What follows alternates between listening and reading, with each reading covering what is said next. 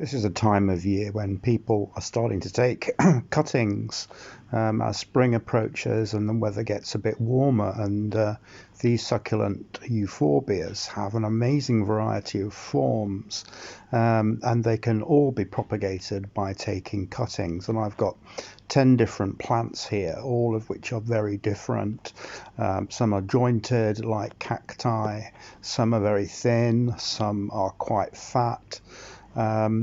But the reality is they can all be propagated quite easily by cuttings, but you need the right equipment and like a sharp knife, cotton buds and a bowl of water, because you need to make sure that you can heal the wounds of the plant. And here I've taken a branch off this Euphorbia ferox and it will bleed. You have to treat the wound with water to stop the wound bleeding any further.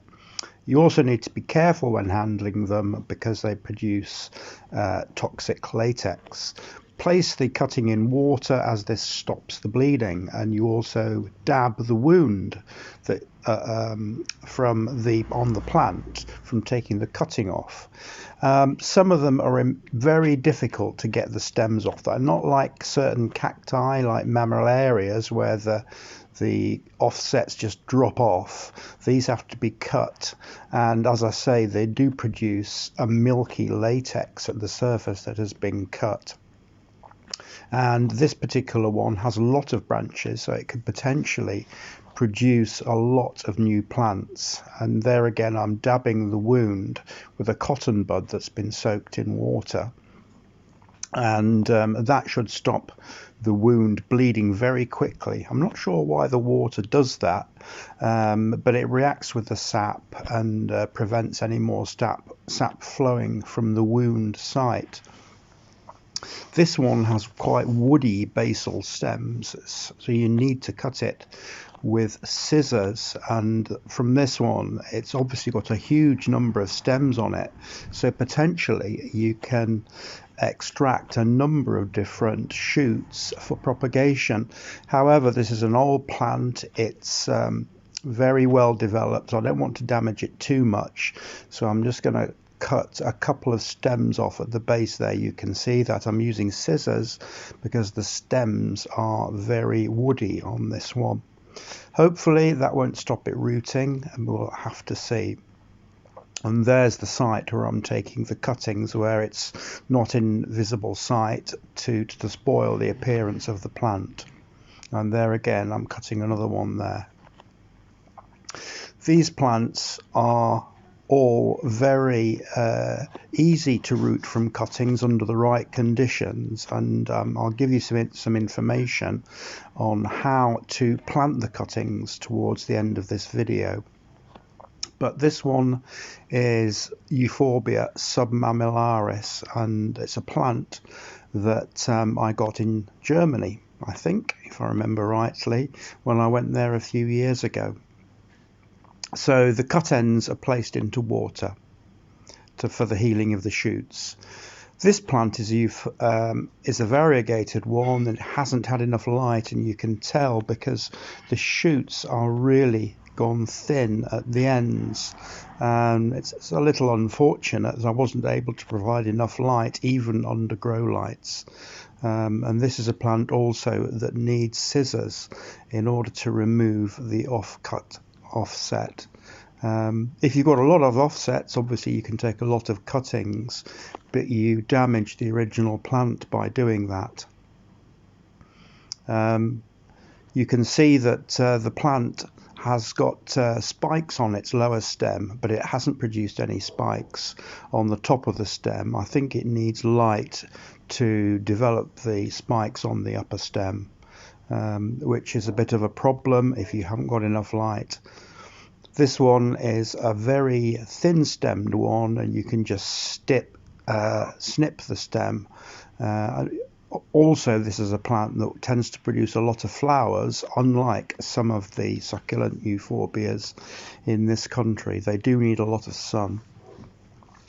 This one, you can just twist the stem to get the offshoot off, and this is probably the best way of doing it so as not to damage it. Again, placing that cutting in water immediately will enable the wound to heal, and dabbing the wound with water on a cotton bud will enable that to recover quickly as well. So here's another one which is quite woody at the base. You need scissors to cut it. It's not easy to cut with a knife. Cut with scissors, it'll just come off quite quickly, I think. Nope, it's causing problems, so I've got to cut it again, and the stem has disappeared off into the distance. Also remembering to dab cut ends with water to stop bleeding, and to put the base of the cutting into water. And this one, again, I'm showing you that I'm dabbing the base with water on a cotton bud to help the plant to recover and heal quickly. So the next plant I'm going to show you is Bowensis, I think. All cuttings will be allowed to dry for a week. This will help prevent infections. Please let the cuttings dry before you plant them. This one's cocklebur. You can easily remove cuttings by just twisting it. Once again, placing it in water for the wound to heal and dabbing the wound on the plant. This one is a real problem because of the lots of spines on the stem, so it's tricky to cut through the stems in order to remove the cutting. It's better if you can to take clean cuts of these plants, but it's not always possible on a plant like this, which you really need to remove the spines first to cut it cleanly. So I'm going to have to use scissors on this one. Didn't want to do that, but anyway, I have managed to achieve a reasonable size cutting, which will hopefully root okay. These plants really need warm conditions to root. They can be rooted in a gravelly, well-draining soil mixture, which hopefully is sterile. The plants can get infected and rot off, but I think this is the time of year when you can try to root these cuttings under bottom heat. And here they all are now. This one's Euphorbia bayoensis. And you can see I haven't been able to cut it very cleanly. Ferox is not too bad. There's quite a long cutting there, so I think it's have enough content to root well. Platyclada is a nice thin-stemmed one, which I should root easily. Aeruginosa there. It's nicely coloured stem, blue and copper coloured. This is the very commonly found cocklebur, which is found in garden centres as a common succulent euphorbia to find. Has leaves at the top.